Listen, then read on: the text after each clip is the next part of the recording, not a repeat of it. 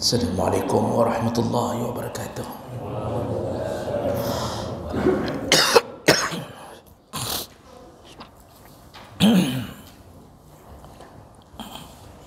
Alhamdulillah Rabbil Alamin.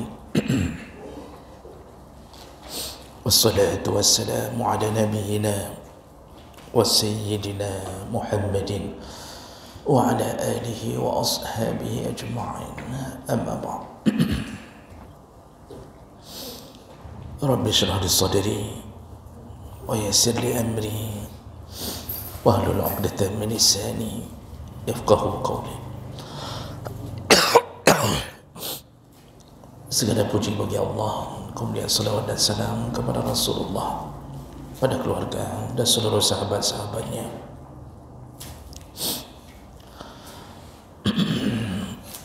Bapak-bapak, ibu-ibu, jemaah salat subuh yang Allah muliakan insyaAllah.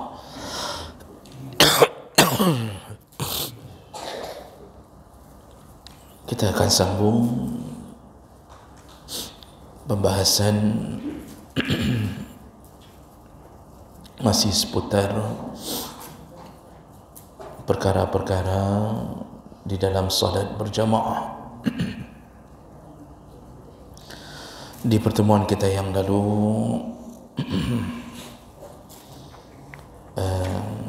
kita sudah membahas beberapa masalah. Di antaranya kita sudah bahas tentang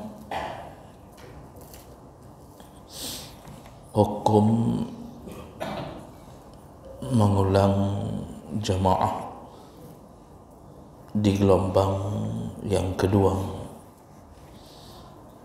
Jumhur ulama Hanafi, Maliki dan Syafi'i mengatakan makruh mengulang jamaah di gelombang yang kedua.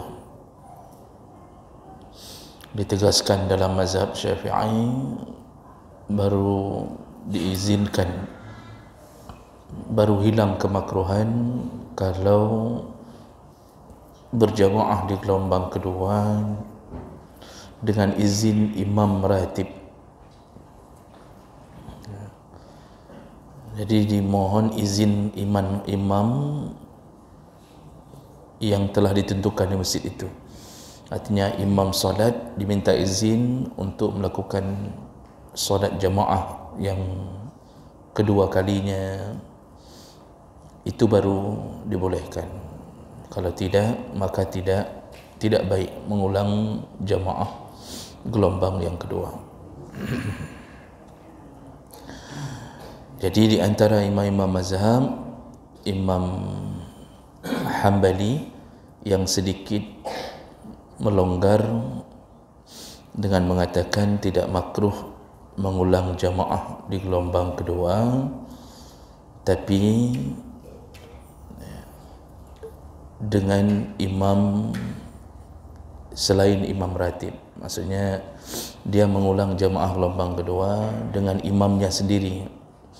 Itu dibolehkan di dalam mazhab Hambali. Selain daripada itu semuanya mengatakan makruh. Baik, seperti sudah kita sebutkan minggu yang lalu, tujuan dimakruhkan agar orang tidak memilih-milih waktu untuk salat, karena Nabi menyuruh untuk salat berjamaah di awal waktu. Seandainya itu dibolehkan, seandainya mengulang-ulang jamaah gelombang kedua, ketiga dan seterusnya dibolehkan, maka orang tidak akan datang di waktu azan berbunyi, mengira pahalanya sama dengan gelombang kedua dan ketiga. Jadi sampai ke situ imam-imam mazhab mengambil kesimpulan dari amalan Nabi sallallahu alaihi wasallam.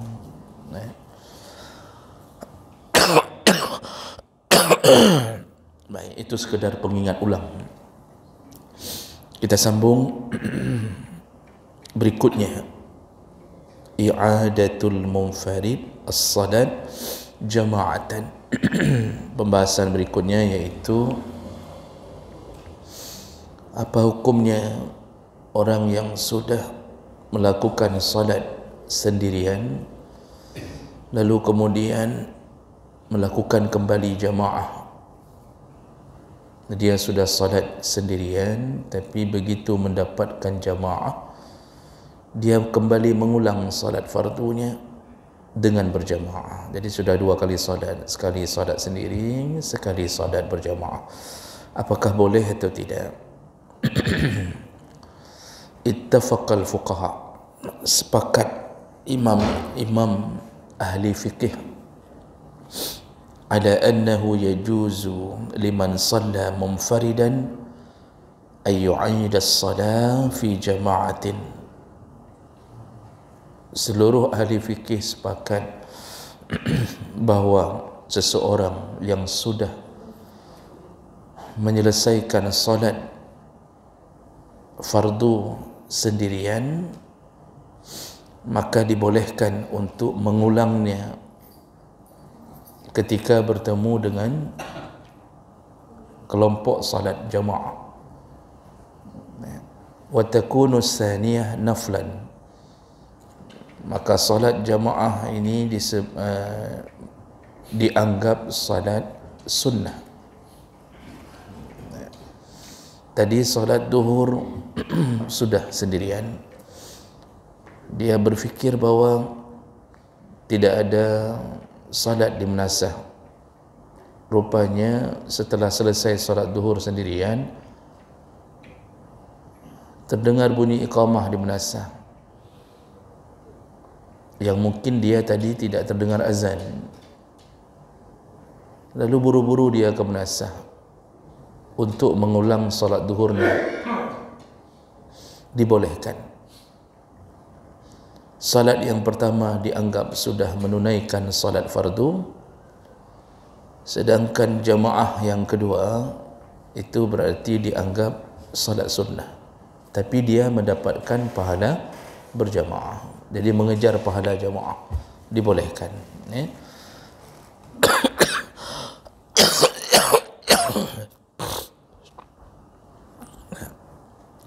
Ini semua berdasarkan dalil anna rajulan jaa ila al-masjid ba'da salatin Nabi sallallahu alaihi wasallam al-'asr. Ada seseorang mendatangi masjid Nabi sallallahu alaihi wasallam setelah Nabi menyelesaikan salat asar. Jadi sudah selesai salat asar. Faqala, jadi Rasulullah melihat orang ini kebingungan, ya, maksudnya tidak ada lagi jamaah. Lalu Rasulullah berkata, "May yatasaddaq ala hadha?" Siapa yang mau bersedekah kepada laki-laki ini? Maksud mau bersedekah pada laki-laki ini, yang mau bersamanya untuk menemaninya dalam salat jamaah. Fayusalli ma'ahu, ada yang mau salat bersamanya. Fasalla ma'ahu rajulun minal qaum, lalu bangunlah seseorang untuk menemani laki-laki ini dalam jamaah. Nah, para ulama menjelaskan laki-laki ini dalam keadaan sudah salat sendirian, lalu dia datang ke masjid hanya ingin mendapatkan pahala jamaah. Ternyata Nabi mengizinkan,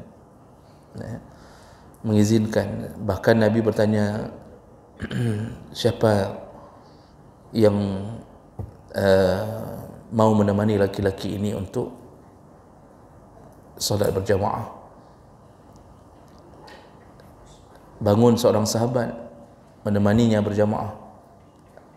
Jadi ini menjadi dalil, hadis riwayat Ahmad, Abu Daud, Tirmizi dengan derajat yang hasan, menjadi dalil bahawa dibolehkan bagi yang sudah salat sendiri untuk mengulang salatnya dalam keadaan berjamaah.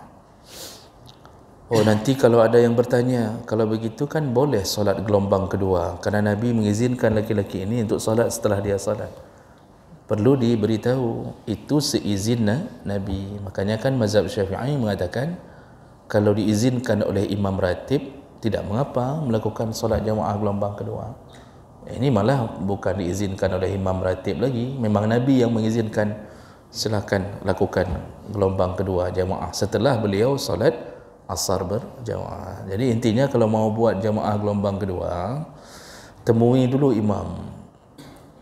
Ya, ini dalam mazhab Syafi'i. Temui dulu imam, minta izin sama imam, boleh Pak Imam, ya, nak laki izin kamu pegat jamaah habata ikut. Ini Nabi sudah mengizinkan.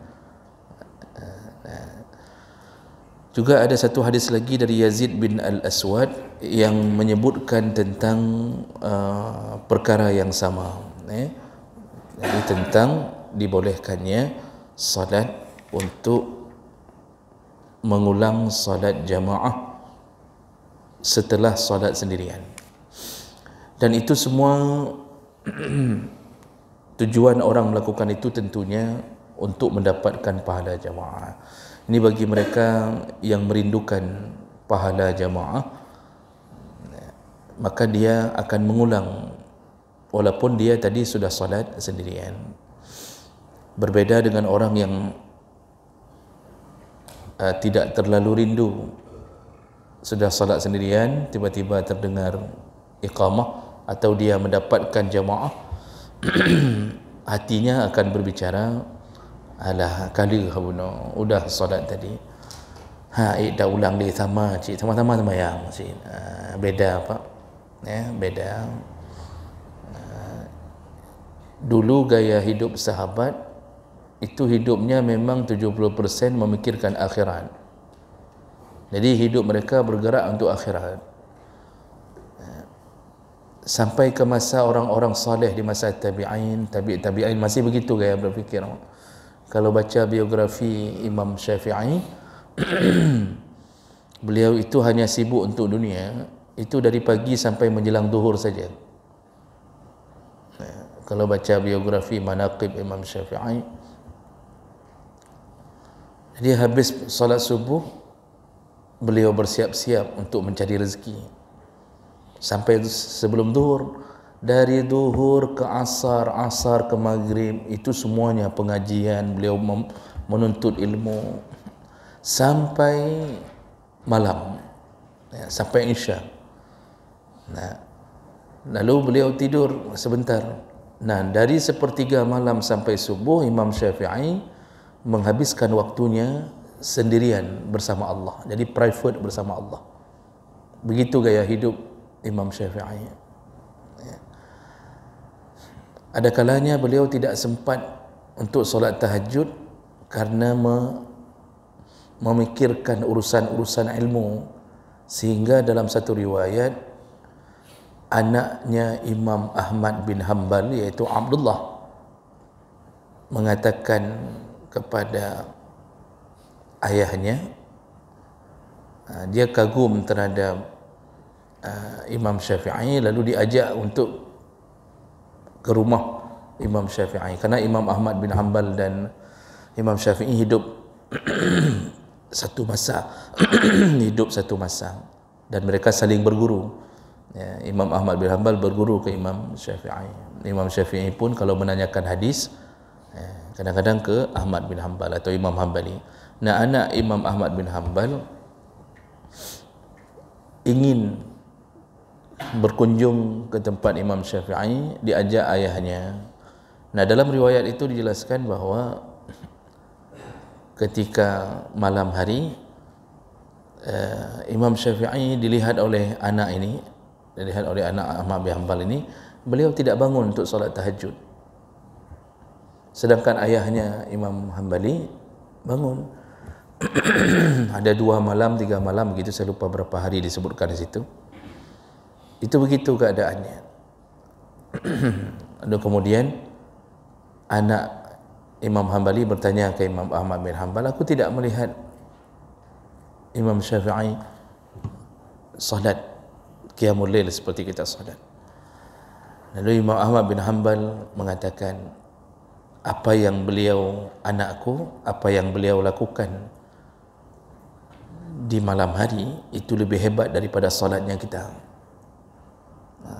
Jadi anaknya tanya, apa yang beliau lakukan wahai ayah? Kata Imam Ahmadi, aku telah bertanya kepadanya tentang kenapa beliau tidak qiyamul lail. Ternyata beliau memecahkan 1000 masalah dalam ilmu di tengah malam. Ini makanya beliau waktu pagi hari bertemu dengan Imam Ahmad mengatakan, aku telah menyelesaikan ratusan masalah dalam satu malam. Jadi ijtihad beliau di tengah malam pun tuntut ilmu untuk mencari jawaban-jawaban dari Al-Quran dan hadis untuk diberikan kepada umat, dan itu lebih hebat daripada qiyamul lail. Jadi begitu gaya hidup mereka. Apalagi kalau jamaah, masalah solat jamaah itu memang dalam dalam penjagaan mereka. Begitulah orang dulu hidup untuk akhiratnya, dan hari ini mereka telah tiada dan mereka telah mendapatkan janji Allah. Kalau kita hari ini kan terbalik hidup. Kita hari ini 80% untuk dunia kita, urusan kertas, mulai dari sertifikasi, tukin, alih pupu kajino, BKD, alih pupu, entah apa-apa disuruh semuanya. Pokoknya hidup kita di atas kertas. Bahkan sudah menjadi rahasia umum kita lanjut kuliah, ambil S2, ambil S3. Apalagi di Indonesia, ambil S3 di Indonesia. Kita sama-sama tahu kadang-kadang kalau ilmu tidak ada, hanya sekedar untuk naik saja pangkat, itu dapat. Kadang-kadang begitulah dunia didesain, sampai dalam dunia keilmuan pun tidak lagi dibutuhkan ilmu itu. Jadi kadang-kadang orang kalau tidak ikhlas kerana Allah, hidupnya hanya untuk uang saja. Waktu mati uangnya tidak dibawa. Disitulah kebodohan orang mengejar dunia. Baik, jadi kalau didetilkan dalam setiap mazhab, semua mazhab setuju mengatakan boleh orang yang salat sendiri untuk mengulang salatnya dalam keadaan berjamaah.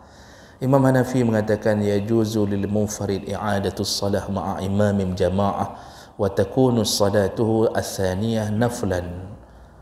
Sama, Imam Hanafi mengatakan dibolehkan bagi orang yang sudah salat sendiri lalu ingin mengulang salat jamaahnya bersama imam, dan salat yang kedua mendapatkan status salat sunnah. Jadi salat fardunya selesai di kali yang pertama.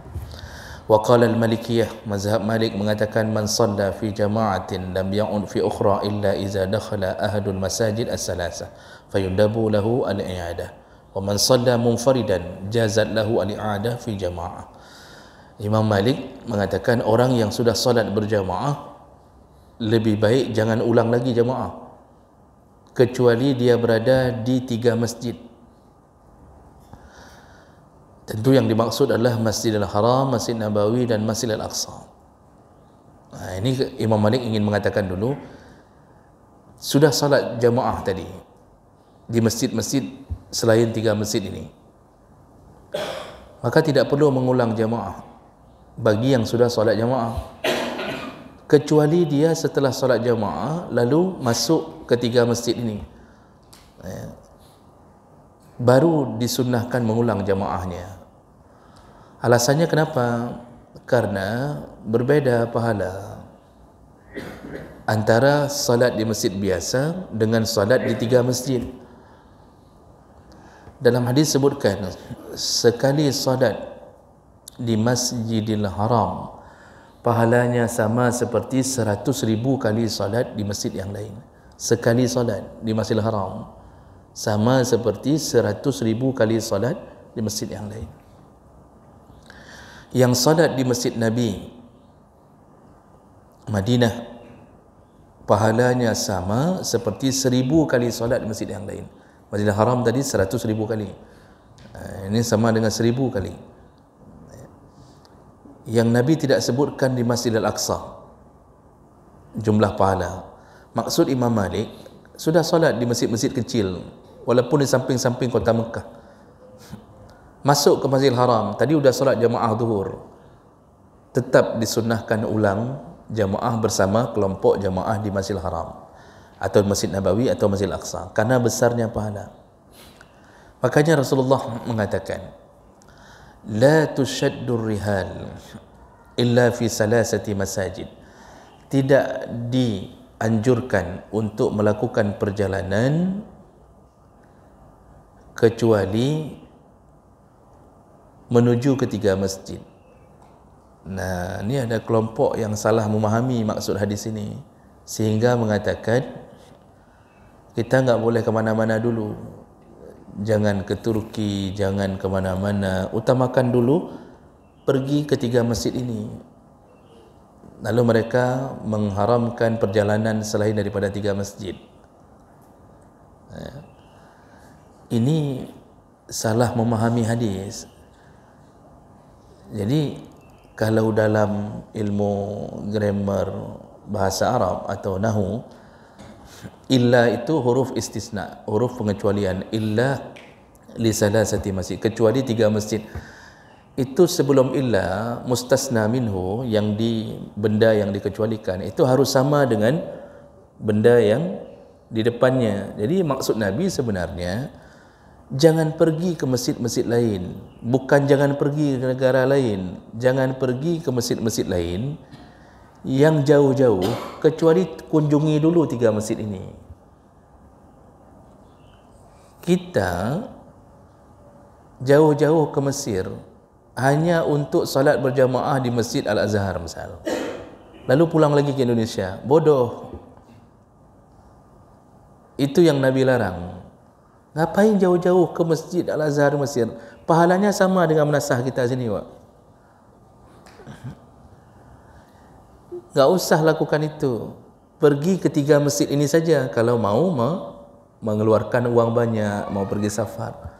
Nah, itu yang dilarang. Artinya jangan dahulukan masjid lain, uang banyak, jangan dahulukan kunjungi masjid lain, tapi kunjungi dulu tiga masjid ini. Tetapi bukan dilarang pergi menuju ke kota lain. Jadi silakan saja yang mau jalan-jalan ke Turki, mau ke Rusia, ke Ukraina. Ini masa-masa enak sedang ni. Sedang masa-masa perang Ukraina ni kan, silakan. Yang jangan ada niat tajak masjid gede. Uang sama keluar dengan pergi umrah misal. Tapi kita pergi ke sana, pergi ke sana. Itu yang dimaksud Nabi. Tapi kalau sudah ke salah satu dari tiga masjid ini, setelah itu lakukan perjalanan tempat lain, silakan. Itu maksud Nabi. Jadi sesama masjid yang dimaksud harus cocok antara istisna dengan mustasna. Disitulah perlunya belajar ilmu nahu. Orang yang tidak belajar nahu bahasa Arab itu sampai menerjemahkan ayat pun bisa salah. Orang Syiah dan Ahlus Sunnah berbeda cara memahami mencuci kaki waktu wudu atau menyapu. Ahlus Sunnah wal Jamaah itu membaca ayat wudu. Kan ayat wudu menyebutkan tentang cara berwudu, faghsilu wujuhakum wa aydiyakum ilal marafiq wamsahu bi ru'usikum wa arjulakum. Jadi dibaca arjula, baris atas. Orang Syiah baca wa arjuli, salah, baris beda, langsung maknanya berbeda. Baris beda, bukan huruf beda, baris. Kenapa Ahlus Sunnah wal Jamaah membaca wa arjula? Karena dipulangkan ke iza kumtum ila salat faghsilu wujuha. Kalau engkau ingin mendirikan salat, maka cucilah wajahmu, wujuha. Ha itu baris atas. Disuruh cuci wajah. Jadi ketika wuduk cuci wajah, bawa air, cuci wajah. Nanti kaki dibaca juga wa arjula, sama-sama baris atas. Dipulangkan, diatafkan ke sana, ke wajah. Hanya dengan baris. Di sini baris atas, waktu baca kaki pun baris atas. Maka kaki dicuci sebagaimana dicuci wajah. Orang Syiah membaca wa arjuli. Diatafkan ke mana? Diatafkan ke wamsahu biru'usi, sama-sama baris bawah. Waktu Allah menyebutkan tentang kepala, Allah mengatakan wamsahu, bukan cuci, sapulah. Yang namanya sapu, bekasan air di tangan, cuci kepala, sapu kepala. Nah, orang Syiah membaca wa arjuli, berarti larinya ke belakang situ, ke wamsahu biru'usi, sama-sama baris bawah. Makanya orang Syiah tidak cuci kaki waktu wudu. Mereka ambil air, bekasan air di tangan, disapu di kaki. Disapu di kaki. Silakan cek di YouTube tentang wuduknya orang Syiah. Sedangkan Nabi menyebutkan dalam hadis, wailul lil aqab minan nar, nerakalah mata kaki yang tidak terkena air wuduk, neraka. Yang dimaksud oleh Nabi nerakalah mata kaki yang tidak terkena air wuduk, kan enggak mungkin mata kaki saja dalam neraka. Orangnya dalam surga, mata kaki dalam neraka. Tak mungkin. Yang dimaksud Nabi yang punya mata kaki itu dalam neraka. Kenapa? Sering tidak mencuci kakinya yang terkena mata kaki. Cuba lihat Pak, hanya gara-gara beda baris bisa sesat orang cara mengamalkan ibadah, dan itu banyak sekali di dalam urusan fikih. Makanya jangan remehkan ilmunya para ulama, imam-imam mazhab ini. Mereka itu sebelum mengeluarkan ijtihad itu mereka ahli bahasa semua. Jadi bukan model belajar bahasa Arab kursus 2 tahun kemudian langsung berfatwa bahawa dia yang paling benar. Tidak begitu. Ada lebih parah lagi, bahasa Arab pun enggak bisa. Baru taubat umur 60. Tapi oleh kerehutnya luar biasa, berdebat segala macam. Itu padahal dia enggak tahu apa-apa. Dia cuma mendengarkan itu pun dari satu guru. Karena guru ini mengatakan jangan belajar ke guru lain. Karena selain guru ini, guru bid'ah semua, ustaz bid'ah semua. Selain daripada guru dia, itu ustaz bid'ah semua. Begitu memang sebutannya. Dan saya tidak mengada-ngada. Saya pun disebut ustaz bid'ah. Ya, jadi keadaan netral saja, mau netral saja enggak cocok disebut ustaz bid'ah. Enggak boleh ngaji tu ke guru lain. Jadi berkelompok di satu tempat. Sampai solat Jumaat pun bingung. Di sini masjid bid'ah, itu masjid bid'ah, masjid bid'ah. Oh, rupanya masjidnya masjid yang sunnah, ada ustaz bid'ah lagi di situ. Tak mau juga ke situ. Khatibnya khatib bid'ah. Akhirnya nak kedua aja. Begitu kalau kita terlalu saklek, terlalu fanatik yang tidak disuruh oleh Nabi, begitu. Orang kalau sudah terjebak dengan gaya berfikir itu hidupnya terlalu sempit, Pak. Sempit sekali. Semua orang yang mengatakan salah, semua mengatakan salah. Dalam pandangan sebahagian, dalam pandangan kelompok-kelompok seperti ini, Pak, ini contoh saja. Orang haid boleh baca Quran, boleh duduk dalam masjid, dalam pandangan kelompok ini. Itu begitu kita kasih tahu pandangan 4 mazhab begini-begini, dalilnya ini dikiaskan ke junub, sama-sama hadas besar. Itu enggak mau dengar. Kias-kias pun dibuang pun, kias-kias. Yang penting begitu ceritanya. Jadi jemaah Allah, ini tidak baik. Saya mau bilang bahawa bukan mengatakan keburukan kelompok-kelompok ini. Kalau membuka pikiran sedikit, berdakwah dengan baik, insya-Allah walaupun beda pendapat dipahami oleh orang. Tapi begitu sudah mulai menyerang, di situ orang bereaksi. Baik, jadi kalau mazhab Malik mengatakan kalau sudah solat jamaah, enggak perlu ulang solat jamaah. Dimanapun bertemu dengan jamaah yang lain, enggak perlu ulang, kecuali bertemu dengan 3 masjid ini baru ulang. Tapi kalau solat sendiri dibolehkan mengulangnya dimanapun. Ini sudah solat sendiri di rumah, ingin solat jamaah di Menasah, boleh. Tapi kalau seandainya tidak dibuat-buat, maksudnya ada orang begini, dia solat terus zuhur sendiri di rumah, nanti gejak hati kata kenanya hanabut yang minta but yang nanti. Maksud di sini dari tadi adalah kita sudah solat duluan, enggak tahu bahawa ada jamaah. Begitu keluar, ada kok jamaah, langsung berhenti di Menasah, naik untuk solat lagi kedua, boleh, dibolehkan. Wa qala Syafi'iyah, mazhab Syafi'i mengatakan yusannu lil musalli wahdah i'adatul fardhi bi niyatil fardhi fil asah ma'a munfarid atau jamaah yudrikuha fil waqt. Disunnahkan, bahkan mazhab Syafi'i menyunnahkan orang yang sudah solat sendiri mengulang solat fardunya dengan niat fardu. Jadi tetap waktu ulang jamaah tetap niatnya solat fardu, bukan solat sunnah. Ya, solat fardu dengan cara berjamaah. Jadi yang sudah solat sendiri, solat sekali lagi ketika ketemu jamaah, maka itu perbuatan yang disunnahkan. Ya. Ini dibolehkan dalam mazhab Syafi'i. Berapa kali bolehnya? Wa takunul i'adah marratan wahidan ala rajih. Hanya boleh melakukan begitu sekali saja. Ini kita mau menuju ke Medan. Mungkin waktu Medan lebih lambat daripada kita. Kita sudah solat sendiri. Lalu ketemu jamaah di Panggoi. Dapat di masjid ini misal, di musola ini dapat jamaah. Pergi kita ke Medan. Di sana belum waktu zuhur.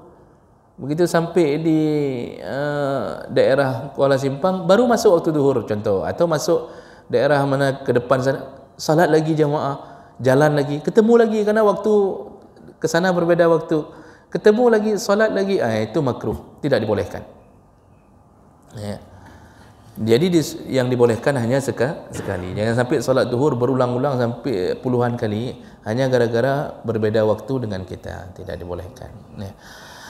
Mazhab Hanbali yustahabbu liman shalla farduhu munfaridan aw fi jama'ah yu'id as-shalah idza uqimatil jama'ah wa huwa fil masjid. Sama juga Pak, dibolehkan dalam mazhab Hanbali. Baik.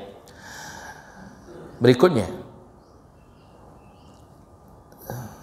7 menit terakhir sebelum kita bertanya jawab. Ini tadi sudah selesai satu pembahasan. Kesimpulannya dibolehkan. Pembahasan yang kedua dan yang terakhir pada subuh hari ini tidak panjang, ya, tulisannya tidak panjang. Pembahasan mulai panjang, tulisan hanya panjang, becut tagai setengah ni dah. Apa tentang waktu istihbab al-qiyam lil jamaah awis salat? Kapan waktu disuruh bangun? Ya, kapan waktu disuruh bangun ketika ingin mendirikan solat? Jadi maksud ingin mendirikan solat itu ketika iqamah. Ya, fenomenanya kita hari ini kan kadang-kadang enggak jelas nih. Ada yang bangun atur saf, iqamat belum bunyi. Ya. Ada yang model imam suruh bangun makmum dulu, bedah. Atur saf. Baru dia suruh orang iqamah.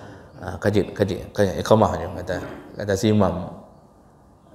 Apakah benar begitu? Jadi semua pergerakan itu, ini hari ini ada pergerakan. Kan gulufi. Semua pergerakan dalam agama itu tuntunannya jangan pakai perasaan, Pak, tapi pakai ilmu. Karena agama ini turun di atas ilmu, bukan di atas perasaan. Ya. Jadi ilmu itu berawal dari mana sumbernya? Tentu Al-Quran dan Sunnah. Tidak ada yang mengingkari itu. Tentu turunnya dari situ. Nah kemudian dari zaman ke zaman berkembang, karena berkembangnya ekspansi, bertambahnya jumlah penduduk semakin luas, maka masalah semakin banyak. Berkembang fikih itu Pak, tidak, dia bukan stagnan. Fikih itu bergerak sesuai dengan zaman, bisa muncul hukum-hukum yang baru. Makanya termasuklah Nabi di masanya hidupnya saja, itu Nabi membuat keputusan sendiri. Kadang-kadang tidak ada ayat, tidak ada ayat yang menjelaskan itu, tapi Nabi diizinkan Allah membuat keputusan sendiri. Bahkan Nabi memperbaiki ayat, bukan memperbaiki bacaannya. Nabi mentakhsiskan ayat. Contoh, Allah Subhanahu wa taala menyebutkan iza kutiba alaikum iza hadara ahadakumul maut in taraka khairan lil wasiyatu lil walidain wal aqrabin. bil ma'ruf haqqan 'alal muttaqin. Kata Allah, kalau salah seorang di antara kalian mau meninggal, maka berwasiatlah. Nanti wasiat itu boleh untuk orang tua, boleh untuk kerabat, kata Allah. Ternyata, jadi kan boleh berwasiat untuk ahli waris, disuruh wasiat untuk ini kalau harta tinggal untuk mama sekian, untuk adik sekian, untuk anak sekian. Kata Allah, dibolehkan. Ternyata Nabi mengatakan apa? La wasiyata li waris. Tidak boleh berwasiat kepada ahli waris. Tidak boleh berwasiat ke ahli waris. Jadi enggak boleh kita masa hidup mengatakan menyo ayah meninggal untuk anak nombor 1 tolong kasih sekian. Itu wasiat ke ahli waris enggak boleh. Kenapa enggak boleh? Karena ahli waris bisa dapat double. Dia dapat wasiat, dia dapat warisan. Ributlah gara-gara itu. Tapi dibuat catatan, baru boleh kalau disetujui oleh semua ahli waris. Ada anak kita cacat, kalau enggak kita wasiatkan, dia cuma dapat warisan. Sedangkan kita ingin membantunya melalui wasiat, dan jumlah wasiat yang boleh diwasiatkan hanya 1/3 kalau jumlah harta, dari jumlah harta. Lalu kita mengatakan, tu untuk adikmu, kalau ayah meninggal, tu adikmu yang cacat tu, tolong kasih harta ayah nanti 100 juta untuk dia untuk modal. Itu wasiat. Kalau ayah meninggal, lakukan itu. Itu baru boleh lakukan kalau semua ahli waris menyetujui. Mereka setuju, mengatakan, abang-abangnya mengatakan boleh, kami ikhlas. Itu baru boleh. Jadi kadang-kadang Nabi mengambil kesimpulan, tapi bukan melawan Allah. Karena dalam pelajaran usul fiqh itu ayat Quran ada yang dimansuh walaupun masih tertulis bacaannya, tapi hukumnya dimansuhkan. Baik, ini sekarang ni kadang-kadang orang begini Pak, ambil kesimpulan itu enggak mau belajar usul fiqh, diharamkan ilmu usul fiqh, sehingga enggak bisa ngambil kesimpulan hukum. Jadi patokannya, mohon maaf, saya selalu mengatakan ini karena bermasalah waktu mengatakan yang penting dalam Al-Quran dan Sunnah. Usul fiqh diharamkan, enggak mau belajar usul fiqh, padahal cara mengambil kesimpulan diajarkan dalam usul fiqh. Contoh sederhana Pak, maka tadi saya bilang ini pendek tapi pembahasannya panjang nih Pak. Contoh, ini sekedar membuka wawasan. Memakai celana di atas mata kaki, benar hadisnya. Saya tidak sanggah, itu hadis kuat semua Pak, tentang al-musbil, isbal.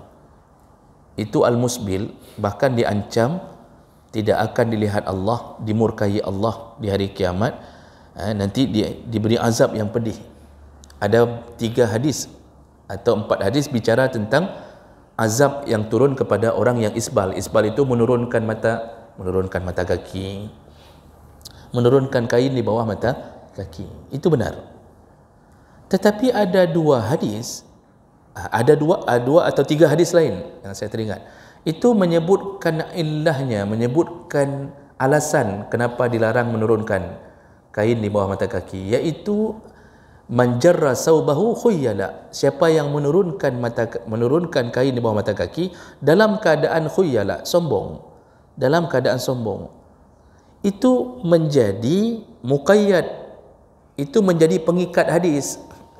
Tadi beberapa hadis enggak menyebutkan sombong, ternyata ada hadis-hadis yang menyebutkan sombong. Intinya sama-sama isbal, tetapi ternyata ada hadis yang mengikat itu muqayyad dalam bahasa usul fiqh, diikat. Kalau sombong baru dosa, kalau tidak sombong tidak dosa. Apa kata kaidah fikih? Kaidah fikih menyebutkan kalau bertemu antara dalil yang mutlak dengan dalil muqayyad, maka yang diambil adalah yang muqayyad. Kalau bertemu dalil mutlak itu umum, enggak ada kaitnya. Bertemu dengan dalil muqayyad, yang diambil hukum adalah yang muqayyad. Berarti kesimpulannya apa? Kalau enggak sombong enggak ada masalah. Ini hari ini enggak dipikir semua kita yang pakai kain sarung di bawah mata kaki, dipikir semua masuk neraka. PNS semua dalam neraka sebab kain celana itu, dosen-dosen dalam neraka mandu Pak. Itu celana di bawah mata kaki semua. Dah kena sepatu. Nah, begitulah contoh akibat mengharamkan ilmu usul fiqh. Jadi tidak faham cara mengambil hukum. Baik. Singkat saja, kapan disuruh bangun waktu iqamah? Berdasarkan hadis Nabi, Rasulullah sallallahu alaihi wasallam menyebutkan dalam hadis riwayat Bukhari, "Iza uqimatis salah fala taqumu hatta tarawni." Kalau sudah bunyi iqamah, jangan bangun dulu sampai engkau melihatku berada di mihrab. Itu garis pertama yang harus diingat. Nabi mengatakan dalam hadis riwayat Bukhari, kalau sudah bunyi iqamah, baik kabedah, jangan bangun sampai engkau melihatku berada di mihrab. Nabi keluar dari rumah, dari samping, dari pintu gorden rumahnya. Kalau Nabi berdiri di mihrab, itu berarti Nabi sudah ada dan sudah saatnya bangun. Ini hadis sahih. Jangan bangun, itu catatan awal. Namun, kapan Nabi keluar dari kamar menuju ke mihrab? Nabi keluarnya kapan? Di awal iqamah kah atau di akhir iqamah kah? Ternyata dalam banyak riwayat Nabi keluarnya di akhir iqamah. Jadi Nabi hanya mengatakan ke Bilal iqamah. Kan pintu Nabi Pak gorden antara mihrab dengan rumah Nabi itu dibatasi hanya dengan gorden. Dalam beberapa hadis, kenapa saya bilang gorden? Karena dalam beberapa hadis Nabi pernah hanya membuka kain untuk melihat keluar. Waktu i'tikaf, Nabi mau manggil Aisyah ke dalam. Nabi enggak masuk ke dalam rumah waktu i'tikaf Ramadan. Nabi enggak masuk ke dalam rumah. Dia hanya membuka gorden, memasukkan kepalanya. Itu menunjukkan pintu antara pintu Nabi dengan mihrab itu dibatasi dengan kain. Nah, makanya 4 mazhab itu membuat catatan kapan disuruh bangun ketika iqamah. Zahab al-Hanafiyah, menurut mazhab Hanafi, ila anna al-musalli yaqumu inda hayya 'alal falah wa ba'da qiyamil imam.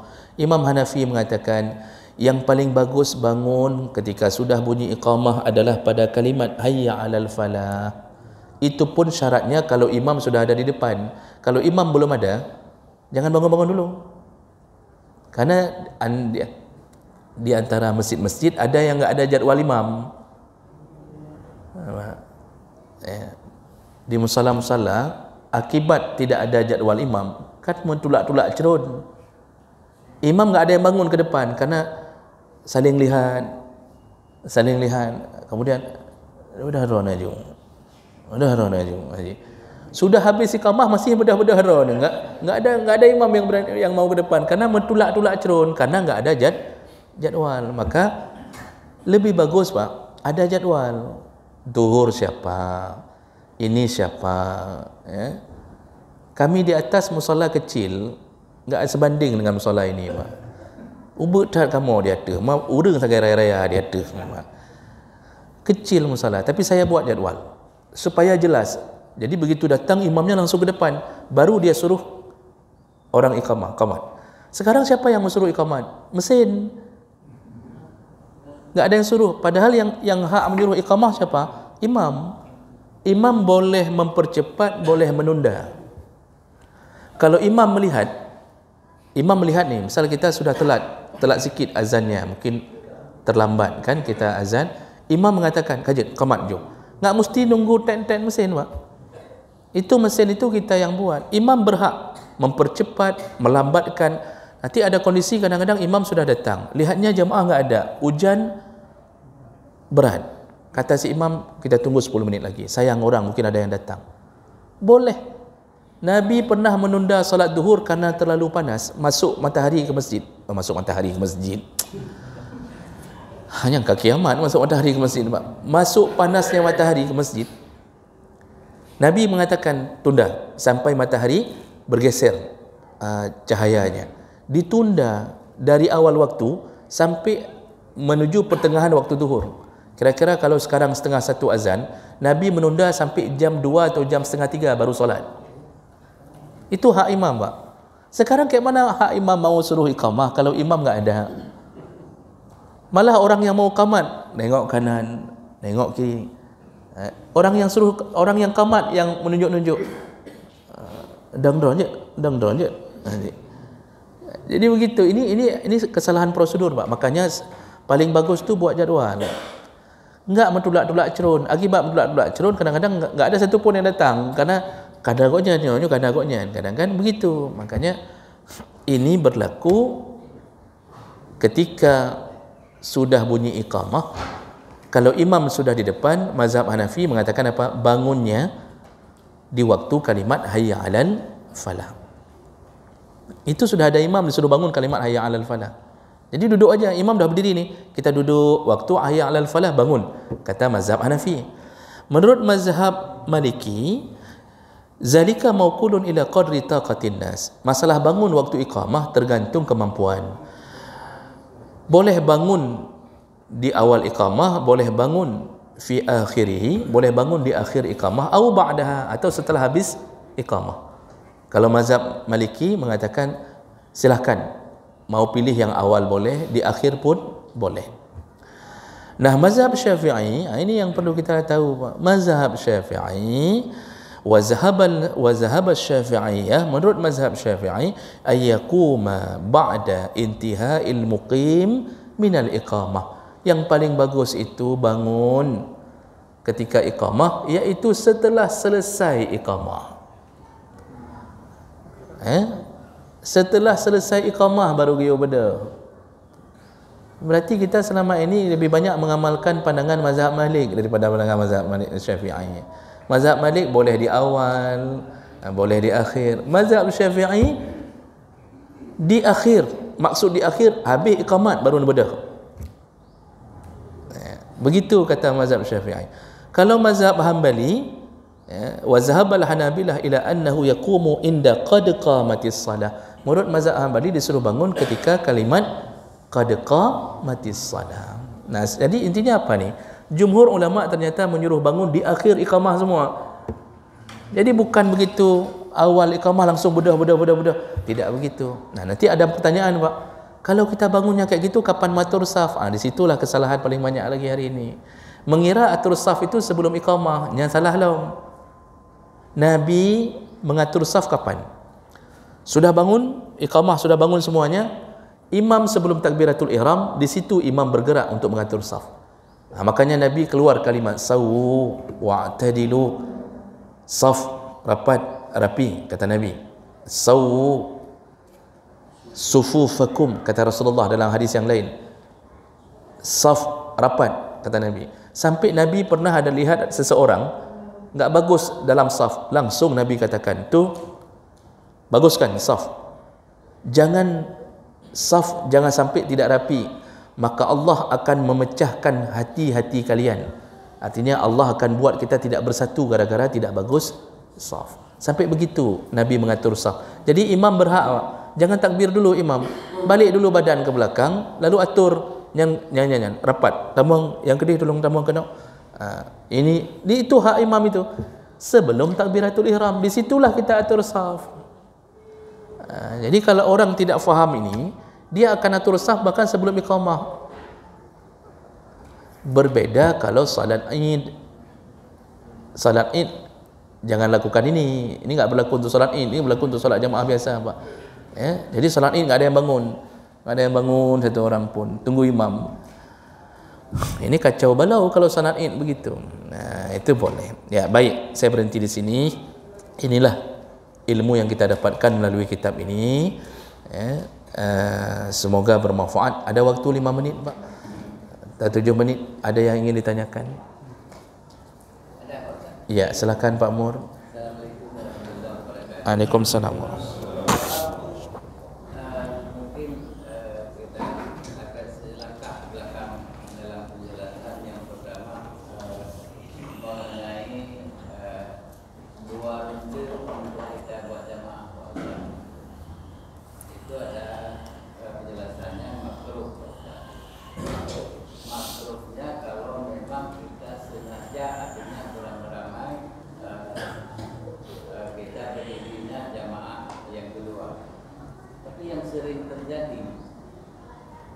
Setelah selesainya periode pertama ada yang mampu dia salat sendiri, lalu datang orang lain baru langsung menjadi jamaah sekalian, tidak berniat untuk membuat artinya jamaah kedua, tapi dengan terjadinya sendiri.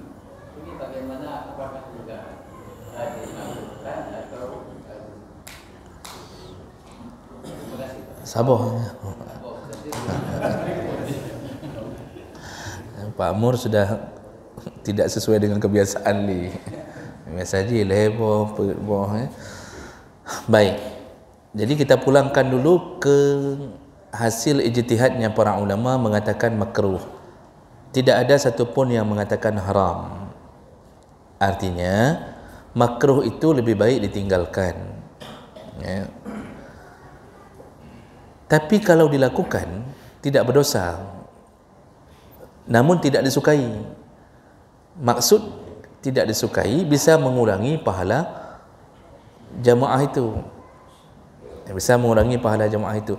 Kalau terjadi, tidak ada ulama yang mengatakan bahawa salat jamaah gelombang kedua itu batal atau tidak sah, tidak ada. Sah, namun sebaiknya jangan buat gelombang kedua, kecuali ada dua yang kita baca minggu yang lalu. Kecuali masjid itu sudah kosong, udah nggak ada lagi imam ratib dengan makmum yang penduduk setempat ini, nggak ada lagi, udah kosong. Pas kita datang kosong, itu silahkan, itu nggak dianggap gelombang kedua. Biasanya kita mungkin pas terlambat lihat nggak ada lagi orang, atau musafir berhenti nggak ada, itu boleh. Atau solusi kedua seperti kata mazhab Syafi'i dan kata mazhab Hambali, minta izin ke imam ratib. Ini masih ada imamnya nih, masih ada imam, masih ada makmum, mau buat, minta izin ke imam ratib. Itu solusinya. Tapi yang terjadi seperti kata Pak Mur, kita solat sendiri, solat sunnah ba'diyah. Kita solat sunnah ba'diyah nih contohnya, diikuti sama orang belakang, boleh tidak? Dia mau solat fardu, dia solat duhur fardu, ikut kita yang sedang solat ba'diyah. Dalam mazhab Syafi'i boleh, karena Imam Syafi'i hanya mensyaratkan asal sama gerakan, sama rukun fi'li, ada rukuk, ada sujud, i'tidal, itu masalah beda niat tidak mengapa. Maka nanti dalam Ramadan bapa solat witir, sedangkan imam solat tarawih, kan sering terjadi itu. Misalnya kita mau genapkan ambil witir di belakang sendiri, tapi berimam dulu ke imam 2 rakaat.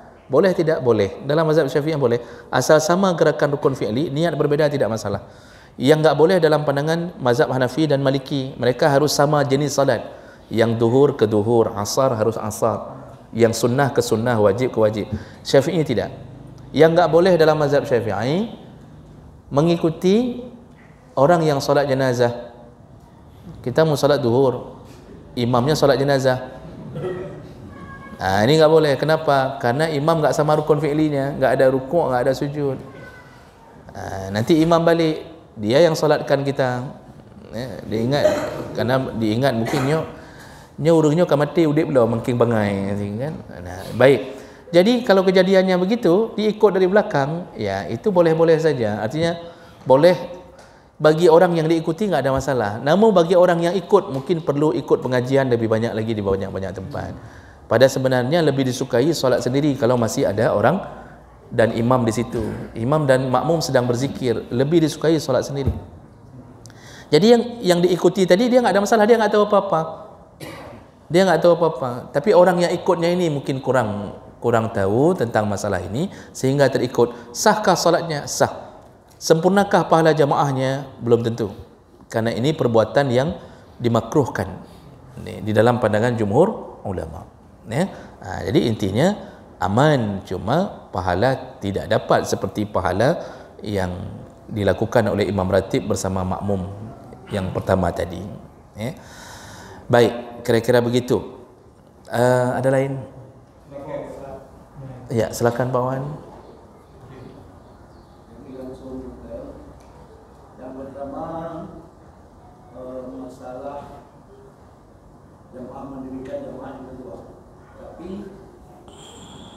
bukan di tempat kita, Ustaz. Bukan di bukit kita. Kita dalam perjalanan bersama kawan-kawan. Kemudian ternyata di situ sudah selesai salat jamaah. Dan kita dengan beberapa orang memberikan jamaah setelah selesai. Yang kedua, misalnya di tempat kita habis maghrib tahlil, kita ramai-ramai ke sana termasuk Pak Imam. Kemudian di musala masuk waktu azan, ada yang azan. Lantas mereka salat, kita kebetulan terlambat beserta dengan imam. Langsung mendirikan nanti setelah selesai imam di sini, selesai salat berjamaah pertama, kita dengan Pak Imam iqamah salat berjamaah lagi. Dan itu pernah terjadi dan kadang-kadang bukan di tempat kita, di tempat lain juga saya pernah mengalami. Kemudian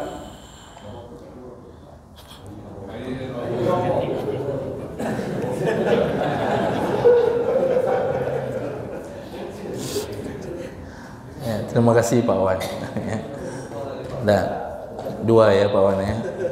Yang satu lagi dilarang oleh semua orang. Kalau mentang yang taman dum tam. Karena waktu tinggal 3 menit saja. Baik.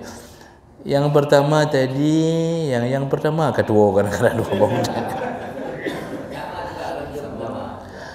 Iya, oh ya, kita melakukan jamaah gelombang kedua, tapi kita dengan rombongan kita sendiri itu tidak ada masalah sama sekali, Pak. Jadi berbeda kasus kalau rombongan musafir berhenti di masjid orang, itu pilihannya ikhtiari, boleh ikut jamaah sama orang mukim, boleh tunggu mereka selesai solat lalu musafir mendirikan jamaah sendiri dengan mengambil keringanan, misal qasar. Jadi kan musafir itu mau ngambil keringanan bersama atau jamak, dia sepakat, ni kita ambil qasar aja atau kita ambil jamak karena nanti mungkin enggak ada lagi masjid, macam-macam.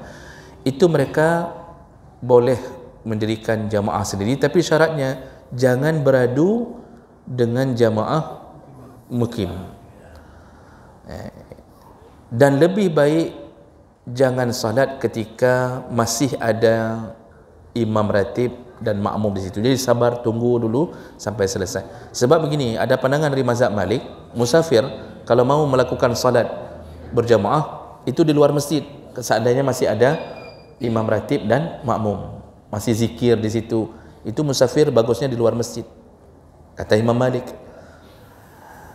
Jadi kalau mau ikut jamaah mukim, ya berarti sempurnakan solat, jangan ambil keringanan, nggak boleh ambil qasar, jangan ambil jamak kalau ingin bersama mukim, imam mukim.